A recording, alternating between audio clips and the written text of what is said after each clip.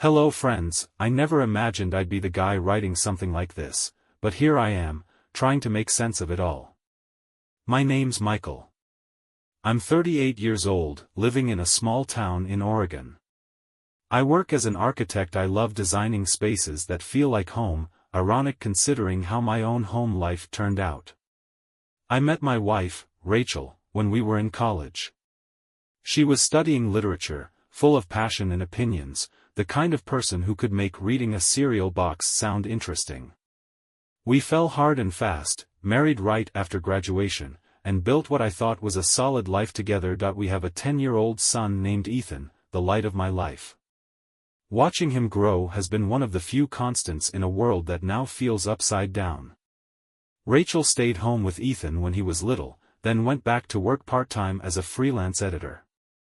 Life was busy, but we had our routines, our traditions, our little inside jokes. Or at least, we used to. Things started to shift about a year ago. Rachel became distant, her warmth fading like a dimming light. She was always on her phone, quick to lock the screen when I walked into the room. She started dressing up more than usual, claiming she just wanted to feel better about herself. I wanted to believe her. I did believe her, at first. But then came the excuses: late meetings, sudden book club nights she never mentioned before, and a newfound interest in volunteering at Ethan's school that I tried to brush off the growing pit in my stomach, chalking it up to stress or maybe just the natural ebb and flow of marriage. But deep down, something felt wrong. It was like trying to ignore a crack in a wall, hoping it wouldn't spread. Even as it slowly fractures everything around it, the unraveling didn't happen all at once. It was slow, like a thread being pulled from a sweater, subtle enough at first that you convince yourself it's nothing, until one day, the whole thing falls apart. The tipping point came on an ordinary Tuesday. I had left work early because of a cancelled meeting, and I thought I'd surprise Rachel and Ethan by picking them up some takeout from their favorite Thai place. When I got home, the house was unusually quiet. Ethan was at an after-school program, so I figured Rachel was probably working in her office upstairs. But her car keys were on the counter, and her bag was slouched by the door, like she'd just come in. Something felt off, though I couldn't put my finger on it. Then I heard a faint laugh, a man's laugh. My stomach dropped as I followed the sound to our living room, the door slightly ajar. I peeked in, my heart racing, already knowing what I was about to see but praying I was wrong. There she was, Rachel, sitting on the couch, leaning in close to someone I recognized immediately. Mr. Jensen, Ethan's teacher. His hand rested on her knee, their heads tilted together in that too familiar way, like they shared a secret language I wasn't part of. They weren't doing anything overtly inappropriate, but it didn't matter. The intimacy was undeniable. That I froze, the takeout bag slipping from my hand, the containers crashing to the floor with a thud that seemed to echo in the room. They both jumped, startled. Rachel's face went pale, her eyes wide with something between guilt and annoyance. Mr. Jensen quickly stood up, awkwardly smoothing his shirt like that would somehow make it less obvious. What the? I started, my VD something about having to go. His face flushed, and practically sprinted past me, not even bothering to offer an explanation. Coward, Rachel didn't chase after him. She just stood there, arms crossed defensively, like I was the one who needed to explain something. It's not what it looks like, she repeated, her voice sharper this time, frustration edging out any pretense of remorse. That I didn't respond. I couldn't. My mind was racing, my chest tight. I just walked past her, went upstairs, and locked the door to our bedroom, leaving her standing there in the wreckage of what used to be our life. That night, I didn't sleep. I lay awake, staring at the ceiling, replaying every moment, every red flag I'd ignored. The late nights. The sudden interest in Ethan's school. The guarded phone that I wanted to believe there was some explanation, some reason that didn't involve betrayal. But deep down, I already knew the truth and there was no going back from it. The next morning felt surreal, like waking up in someone else's nightmare. Except it wasn't a nightmare, it was my life. I could hear Rachel moving around downstairs, the usual sounds of a normal day unfolding, the coffee machine humming, cabinet doors opening and closing, the faint scrape of a chair against the kitchen floor. But nothing felt normal. The air was thick with everything unsaid that I finally dragged myself out of bed, not because I wanted to face her, but because avoiding her forever wasn't an option. When I walked into the kitchen, she was sitting at the table, sipping coffee like it was any other morning, like she hadn't just set fire to our marriage. She glanced up, her expression unreadable. "We need to talk." No apology. No remorse. Just, "We need to talk." I didn't sit down. I leaned against the counter, arms crossed, trying to keep my emotions in check. My heart was pounding, but my voice was steady, cold, even. "Yeah. We do." She took a breath, like she was about to deliver a well-rehearsed speech. "Look, I know how it looked yesterday, but you're blowing this out of proportion." I blinked, stunned by the audacity. "Out of proportion? So, let me get this straight," I replied, my voice sharp. "You sitting on the couch, all cozy with our son's teacher, that's nothing?" She rolled her eyes, the way she did when she thought I was being dramatic. "It's not like that, Michael. We're just friends." Friends. That word hit me like a punch to the chest. "Friends don't look at each other like that," I snapped. "Friends don't sneak around behind their spouses' backs." She stood up then, her chair scraping loudly against the floor. "You know what?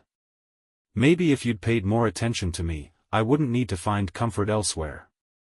And there it was. The deflection. The blame that I stared at her, disbelief washing over me. "Are you seriously trying to make this my fault?" She shrugged, grabbing her coffee mug like the conversation was an inconvenience. "I'm just saying, things haven't been great between us for a while. You're always working, always distracted." I felt invisible. I felt my jaw tighten. "So instead of talking to me about it, you decided to, what? Flirt with our son's teacher? Sneak around like a teenager?" She didn't answer. She didn't have to. The silence said it all. That I grabbed my keys and left, slamming the door behind me. I didn't know where I was going, I just needed to get out of that house. I ended up at a park, sitting on a bench, staring at nothing, my mind racing. How did we get here? We used to be inseparable, finishing each other's sentences, dreaming about the future. And now? Now she was cheating on me with someone who graded our son's math tests. The betrayal felt personal in a way I couldn't explain. It wasn't just about the affair, it was about the erosion of trust, the slow, silent disintegration of everything I thought was solid. That I thought about Ethan. What would this mean for him? How do you explain to a 10-year-old that his family is falling apart because one parent decided their vows didn't matter anymore? I didn't have answers. All I had was this gnawing emptiness where love used to be. When I finally went home, Rachel wasn't there. Probably off with Mr. Jensen, living the double life she'd been hiding so well. I packed a bag, grabbed some of Ethan's things, and went to stay with my brother. That night, as I lay on a lumpy couch in a too-small apartment, I realized something: our marriage was over. Maybe not legally, not yet, but emotionally, spiritually, it was done. And the worst part? I wasn't even surprised. The days after I left felt like living in some sort of emotional limbo, a space where time kept moving, but I was stuck. My brother, Matt, was gracious enough to let me crash at his place, even though his apartment was small and barely had enough room for himself, let alone me and Ethan on the weekends. But it didn't matter. It wasn't home, but it wasn't our house either, and that was enough. Rachel didn't call. Not once. Not to check if I was okay, not to ask about Ethan. The silence was deafening, but it told me everything I needed to know. It wasn't guilt keeping her quiet. It was indifference. Parenting became an awkward arrangement. We agreed to alternate weeks, and every exchange felt like a transaction, cold, emotionless. We'd meet in the driveway or at Ethan's school, barely exchanging more than a nod. I wondered if Ethan noticed the tension, but kids are smarter than we give them credit for. Of course, he noticed. He never asked why I wasn't living at home anymore. Maybe he was afraid to. Maybe he already knew. One evening, after dropping Ethan off, I drove around aimlessly, not ready to face another night in Matt's cramped living room. My car seemed to have a mind of its own because before I knew it, I found myself parked outside the house I used to call home. The lights were on. Rachel's silhouette moved in the kitchen window, laughing with someone who wasn't me. I didn't need to see his face to know who it was. Mr. Jensen. I sat there for a long time, gripping the steering wheel until my knuckles turned white. Anger simmered beneath the surface, but it wasn't the explosive kind. It was the quiet, suffocating kind, the kind that settles in your chest and makes it hard to breathe. I thought about going up to the door, confronting them, demanding answers. But what was the point? I already knew the truth. Rachel had made her choice long before I discovered the affair. She just didn't have the decency to admit it. Driving away felt like defeat, but staying would have been worse. I didn't need to catch them in the act to confirm what I already knew. Back at Matt's, I stared at the ceiling for hours, the weight of it all pressing down on me. Was it something I did? Was I not enough? Those questions haunted me, looping through my mind like a broken record, but deep down, I knew this wasn't about me. People cheat because of their own flaws, their own emptiness, not because of what's missing in someone else. Eventually, I stopped looking for closure from Rachel. I realized she wasn't capable of giving it to me. The apology I wanted, the acknowledgement of the pain she caused, was never going to come. And even if it did, would it really make a difference? Closure isn't something you get from another person. It's something you give yourself. So, I started giving it to myself, small steps at first. Unpacking my things at Matt's instead of living out of a bag.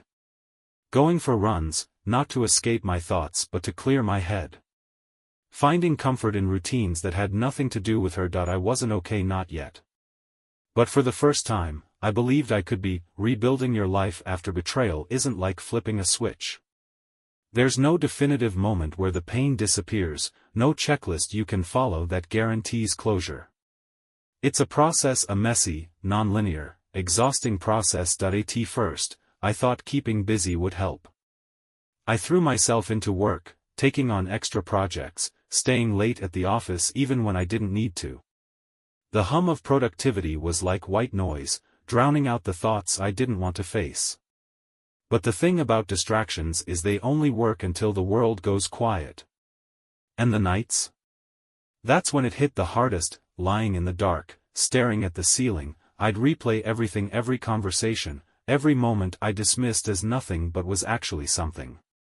The late nights, the sudden book club meetings, the way Rachel's laughter had gradually faded around me but seemed so effortless with someone else. I thought about Ethan a lot, too. Co-parenting was like walking on glass, careful, cautious, trying not to step too hard on the shards of a broken family.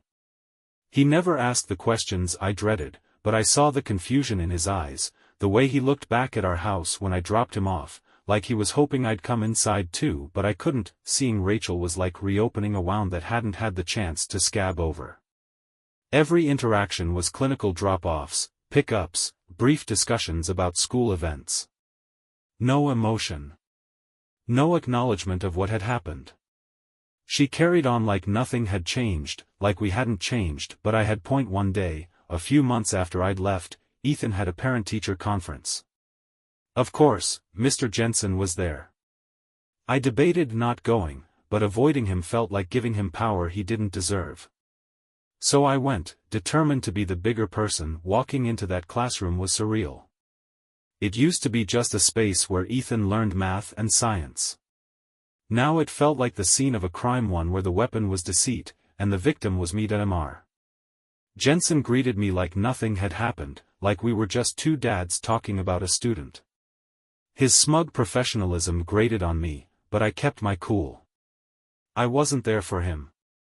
I was there for my son. After the meeting, as I was leaving, Rachel caught up with me in the hallway. "Michael," she said, her voice casual, like we were acquaintances running into each other at the grocery store.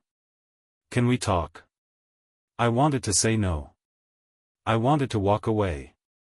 But part of me, maybe the part still looking for answers, agreed that we stood in the parking lot, the tension between us palpable. I just wanted to say I'm sorry, she began, her tone flat, like she was reading from a script. I never meant to hurt you. I laughed, not because it was funny, but because it was absurd. She never meant to hurt me? That's like setting a fire and being surprised when something burns. Yeah, I replied, my voice steady despite the storm inside. But you did. She nodded, like she expected that. I was unhappy, Michael. We were both just going through the motions. I shook my head. No. You were going through the motions. I was committed to our family. She didn't argue. She didn't have to. We both knew the truth. That conversation should have given me closure, but it didn't. If anything, it confirmed what I already knew. I'd been holding on to the idea of Rachel, not the reality of who she'd become. After that, I stopped waiting for her to fix something she didn't think was broken. I focused on Ethan, on work, on myself. I started therapy, not because I was falling apart, but because I wanted to understand why I'd stayed in a relationship that had been crumbling long before the affair. Therapy was like holding up a mirror to parts of myself I'd ignored. I realized I'd been so focused on being a good husband and father that I'd forgotten to be a good me. I had dreams and interests outside of my marriage, things I'd shelved because I thought being an adult meant sacrificing everything for your family. So, I dusted off those dreams. I took up photography, something I'd always been curious about but never pursued. I started running again, not to escape, but because it made me feel strong, capable. I reconnected with old friends, the ones I'd drifted from when life got busy, and slowly, so slowly, I didn't even notice at first, I started to feel like myself again. One evening, I was going through some old boxes at Matt's, and I found a photo of Rachel and me from our college days. We looked so young, so hopeful. I stared at it for a long time, waiting for the wave of sadness to hit, but it didn't. I smiled, not because I missed her, but because that photo was a reminder of a chapter in my life. It wasn't the whole story. Just a part of it, and the story wasn't over. The thing about healing is that it doesn't announce itself. There's no grand moment where you suddenly realize, I'm over it. It creeps in quietly, disguised in the most ordinary of things. A morning when you wake up without that familiar heaviness, a song that used to hurt but now feels like just another tune, a memory that passes through your mind without twisting your stomach into knots. For me, that moment came on a random Sunday morning. Ethan was with me for the weekend. We'd decided to go hiking, something we used to do as a family before everything fell apart.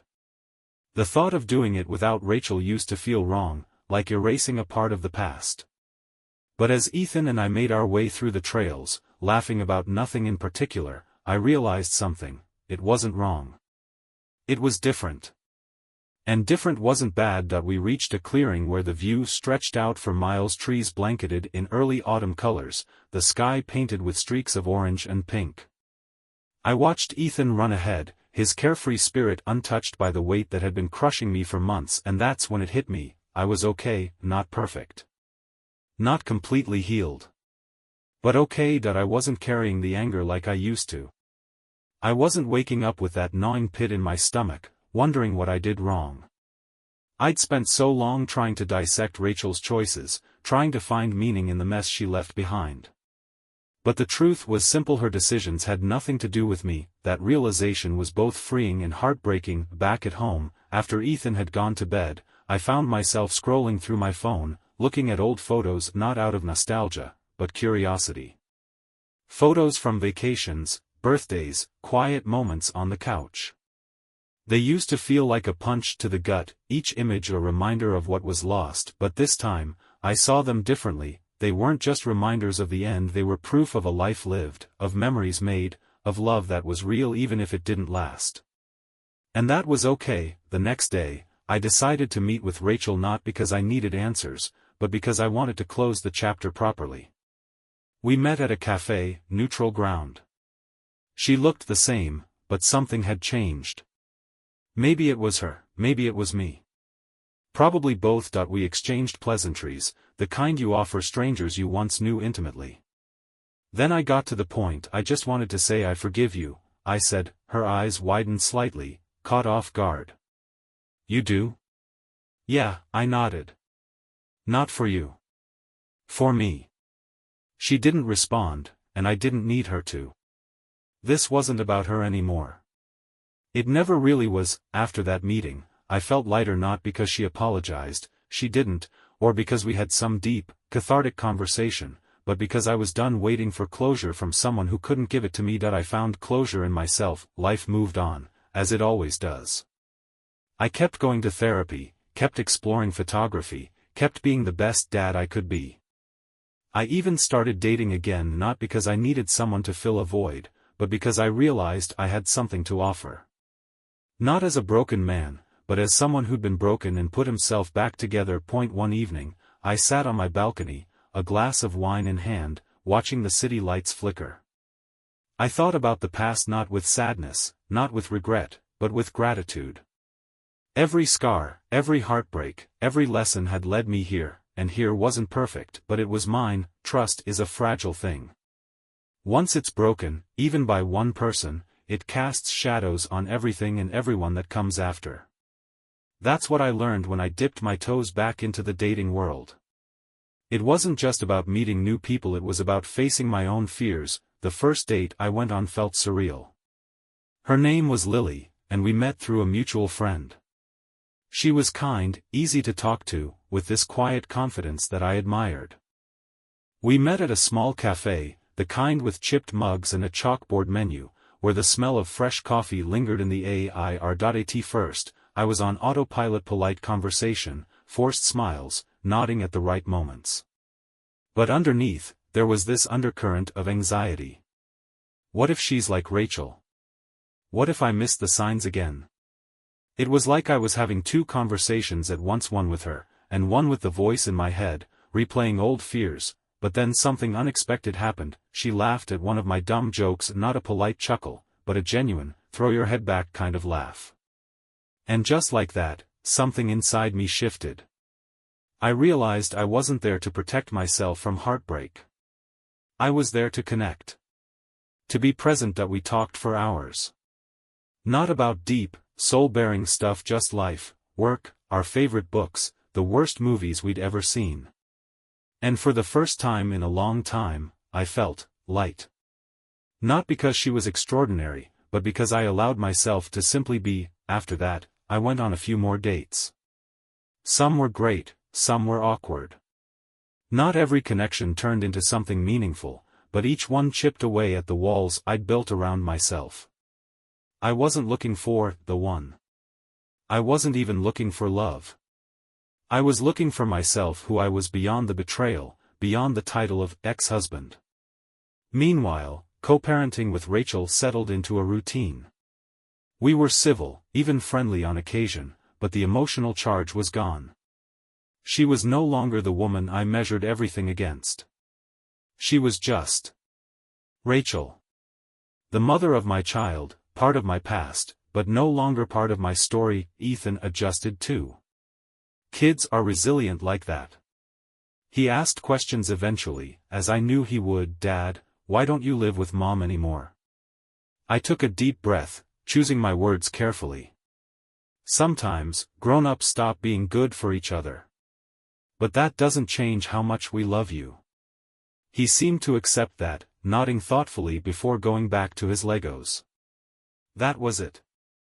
No dramatic scene, no emotional breakdown. Just an honest answer to an honest question. As time passed, I realized that healing wasn't about erasing the pain. It was about weaving it into the fabric of who I was becoming. Like scars, they don't disappear, but they don't define you either. They're just part of the story. One evening, I was walking with Lily by the waterfront. The sky was painted in shades of pink and orange, the water reflecting the last light of day. She slipped her hand into mine, and it felt natural, not forced, not hesitant. Just right. She glanced at me and asked softly, "Do you still think about her?" I didn't lie. Sometimes. But not the way I used to. Because it was true. Thoughts of Rachel weren't sharp anymore. They were dull echoes, fading with time. I didn't think about what I'd lost. I thought about what I'd learned. Trust wasn't something Rachel had broken beyond repair. It was something I had the power to rebuild, brick by brick, with people who deserved it and more importantly, with myself. As we stood there, the breeze tugging at the edges of our jackets, I realized that happiness isn't a destination. It's not something you find in another person, a new relationship, or even in closure. It's in the quiet moments when you realize you've made peace with the past. Time has a funny way of healing things without you realizing it. Not in some magical, everything is fixed kind of way, but in the subtle shifts, the way your chest doesn't tighten when a memory creeps in, the way you stop counting anniversaries of things that no longer matter. That's where I was. Months had passed since that waterfront conversation with Lily, and things between us grew naturally. There was no rush, no pressure to define what we were. We just existed together, and somehow, that was more comforting than any label. She was patient with me, never prying into the dark corners unless I opened the door myself. I appreciated that. Love doesn't always need to be loud. Sometimes, it's quiet, steady, like a song you didn't realize was your favorite until you found yourself humming it without thinking. Meanwhile, co-parenting with Rachel had settled into an oddly functional rhythm. We texted about logistics, school events, Ethan's soccer practice, nothing more, nothing less. The bitterness that once colored every interaction faded over time. Not because we made peace with each other, but because I made peace with myself. You can't control how someone treats you, but you can control how long you carry it. One day, while helping Ethan with a school project, I stumbled across an old photo album tucked away on a shelf I hadn't touched since moving out of Rachel's house. It was dusty, the edges frayed from years of flipping through it. I hesitated before opening it, half expecting a flood of emotions to crash over me, but when I did, all I felt was nostalgia. There we were, Rachel and me laughing at a beach, Ethan as a toddler building sandcastles with more sand on him than around him. Family vacations, birthdays, candid moments captured in blurry photos. They didn't hurt anymore. They were just snapshots of a different life. A life that was real, even if it didn't last. I showed Ethan some of the photos, and he giggled at how young I looked, pointing out how Mom had weird hair back then. His innocence was grounding. To him, these were just pictures. He didn't attach the same weight to them as I once did. And maybe that's what I needed, to see them through his eyes, without the filter of heartbreak. After he went to bed, I sat with that album for a while. I thought about Rachel, not with anger, not with sadness, but with acceptance. She wasn't the villain of my story. She was just a chapter. A chapter that shaped me, taught me lessons I didn't know I needed. I learned that love isn't always enough to keep people together. I learned that trust, once broken, can't be patched up with promises. It has to be rebuilt from the ground up. And most importantly, I learned that my worth isn't defined by someone else's ability to see it. That realization hit harder than I expected. For so long, I thought healing meant erasing the pain, forgetting the person, moving on without looking back. But healing isn't about forgetting. It's about remembering without the ache. A few weeks later, Lily and I took Ethan to a small fair in town. There were rides, games, overpriced cotton candy, the works. Watching them together, laughing as they tried to win a giant stuffed bear at one of those impossible carnival games, I felt something I hadn't felt in a long time. Peace, not the fragile kind that shatters with a single memory. This was different. It was rooted, solid. On the car ride home, with Ethan asleep in the back seat, Lily glanced over at me, her hand resting on mine. "You've changed," she said softly. I smiled, not needing to ask what she meant. "I felt it too. I think I've finally let go," I replied, not just of Rachel, not just of the betrayal, but of the version of myself that thought I wasn't enough, because I am. I always was. I just needed to see it for myself. Life isn't about avoiding pain. It's about embracing it, learning from it, and then letting it go when it's taught you all it can. As we pulled into the driveway, the porch light casting a warm glow on the front steps, I realized something profound. The best chapters often come after the ones you thought would be the end. Closure isn't a destination you reach with a final, dramatic conversation or a perfect moment of clarity. It's quieter than that. It creeps in slowly, unnoticed, until one day you realize you've stopped looking back. That's where I found myself, not with some grand revelation, but in the subtle shift of simply being okay. Life had settled into a new rhythm, one that felt genuine, not forced. I wasn't patching up holes left behind by Rachel's betrayal anymore. Instead, I was building something new, brick by brick, moment by moment. Ethan was thriving, oblivious to the emotional battle I'd waged and won in the background of his life. Kids have this incredible ability to live fully in the present, and somehow, watching him help me do the same. One crisp fall afternoon, I found myself walking through the same park where I'd sat months ago, trying to make sense of the wreckage Rachel left behind. The trees were different now, their leaves fiery reds and oranges, scattered across the ground like nature's reminder that change is inevitable and beautiful. That I sat on the same bench, the chill of the metal seeping through my jacket, but this time it felt different. I wasn't there to wallow or dissect my past. I was just sitting. Breathing. Existing. That it hit me then I hadn't thought about Rachel in weeks. Not with bitterness, not with longing, not even with curiosity. She had become a faded photograph in the album of my life, significant once but no longer central to the story. Later that evening, I received a message from her out of the blue. "Hey. Just wanted to check in. Hope you're doing well." It was short, casual, the kind of message people send when they don't know what to say but feel compelled to say something. I stared at it for a while, waiting for a reaction that never came. No spike of anger, no tightness in my chest.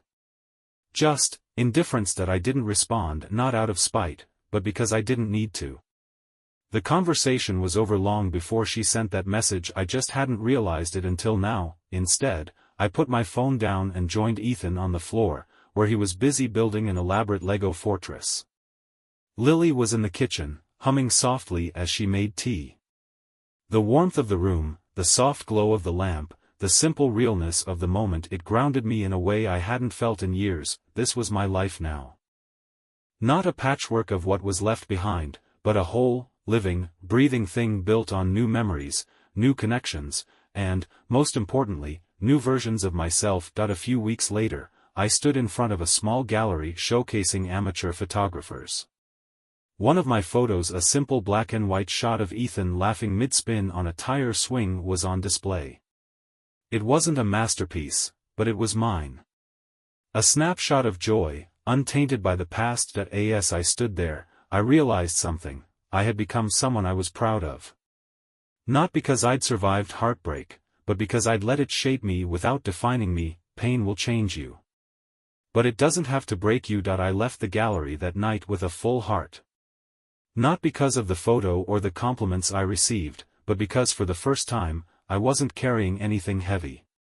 No lingering resentment. No questions left unanswered.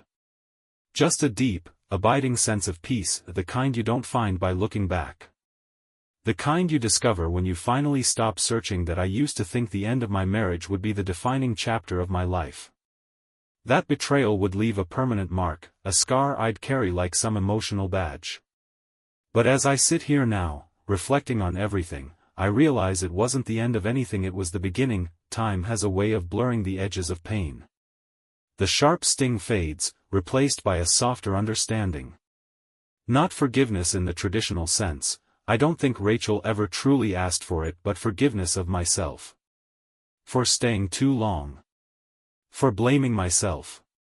For thinking I wasn't enough. The truth is, I was enough. I always was.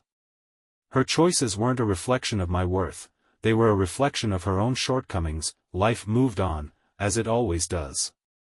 Co-parenting with Rachel became nothing more than logistics, drop-offs, pick-ups, school events. There was no animosity, but no warmth either. Just two people connected by a shared love for a remarkable little boy, living parallel lives. Ethan grew, oblivious to the emotional storms that once raged between his parents. His laughter became my anchor, his resilience a daily reminder that even when life doesn't go as planned, it can still be beautiful. Lily and I continued to build something real, not perfect, not without its own challenges, but authentic. She never tried to fix me, and I never expected her to. Our love wasn't born out of the ashes of my past, it was built on the foundation of who I'd become because of it. One evening, as we sat on the porch watching the sunset paint the sky in shades of orange and pink, she turned to me and asked softly, "Do you ever regret it? The way things happened?" I thought about it, really thought about it. Regret is a tricky thing. It sneaks in, disguised as nostalgia or what-ifs. But as I looked at her, at the life we'd created, I realized I didn't carry that weight anymore. "No," I said quietly. "I don't regret it. It hurt, sure. But it led me here. And here is exactly where I'm supposed to be." She smiled, resting her head on my shoulder, and in that moment, I felt it not just happiness, but peace, the kind of peace that doesn't come from answers or apologies. The kind that grows quietly, nurtured by self-acceptance and the realization that closure isn't something someone else gives you. It's something you give yourself. That I don't think about Rachel much anymore. When I do, it's like remembering a distant memory, familiar, but no longer personal. She was part of my story, but not the whole story. Not even the most important part. The most important part was rediscovering who I am when no one's looking. Learning that I'm not defined by who loves me or who leaves me, but by how I choose to rise after falling. So, if there's anyone reading this, stuck in the aftermath of betrayal, wondering if the pain ever fades, it does, not overnight. Not easily. But it does, and when it does, you'll realize you weren't just surviving, you were becoming stronger, becoming wiser, becoming you. And that, my friend, is the most beautiful part of all. Life has a way of surprising you, not with grand gestures or dramatic twists, but with the quiet, subtle moments that sneak up on you when you least expect them. That's how I knew I'd truly moved on. It wasn't because of some life-changing event, but because the weight I'd carried for so long was simply gone. Months had passed since that evening on the porch with Lily. Our lives had settled into a rhythm that felt easy, natural. I wasn't waiting for the other shoe to drop, wasn't haunted by old memories. I was just living. One afternoon, I was at the park with Ethan. He was older now, more independent, racing around with his friends while I sat on a bench, sipping coffee, watching the world go by. That's when I saw her. Rachel. She was walking toward me, her expression unreadable. We hadn't had a real conversation in over a year, just the occasional text about school schedules or doctor's appointments. Seeing her now felt strange, not because I missed her, but because I didn't feel anything at all. She stopped in front of me, her hands tucked into the pockets of her jacket. "Hey, Michael," she said, her voice softer than I remembered. "Hey," I replied, casual, like she was an old colleague I hadn't seen in a while. She sat down beside me, leaving a respectful space between us. There was a pause, the kind filled with unsaid words. "I've been meaning to talk to you," she began, glancing out at the park instead of meeting my eyes. I know I never really apologized. Not properly. I waited, not because I needed her apology, but because I was curious what she'd say. "I was selfish," she continued. "I blamed you for things that weren't your fault. I didn't know how to fix what was broken, so I looked for an escape instead of facing it. I hurt you, and I'm sorry." Her words hung in the air, carried away slightly by the breeze. I expected to feel something: anger, validation, maybe even sadness. But all I felt was clarity. "Thank you," I said simply. She finally looked at me then, her eyes searching for something. Maybe forgiveness. Maybe understanding. I gave her both, not with words, but with the peace I carried within me. I had already forgiven her long before she asked. "I hope you're happy," she added after a moment. "I am," I replied, and it was the truth. She nodded, standing up. "Take care, Michael. You too, Rachel." And just like that, she walked away, becoming smaller and smaller until she blended into the crowd, a figure from my past, fading into the background that I watched Ethan playing, his laughter ringing out across the park. I realized then that closure had never been about her. It had always been about me choosing to let go, to move forward, to build a life not defined by what was lost but by what was found. Later that evening, back at home, I told Lily about the encounter. She listened quietly, her hand resting on mine. Are you okay? She asked softly. That I smiled, feeling lighter than I ever had before. Yeah. I really am.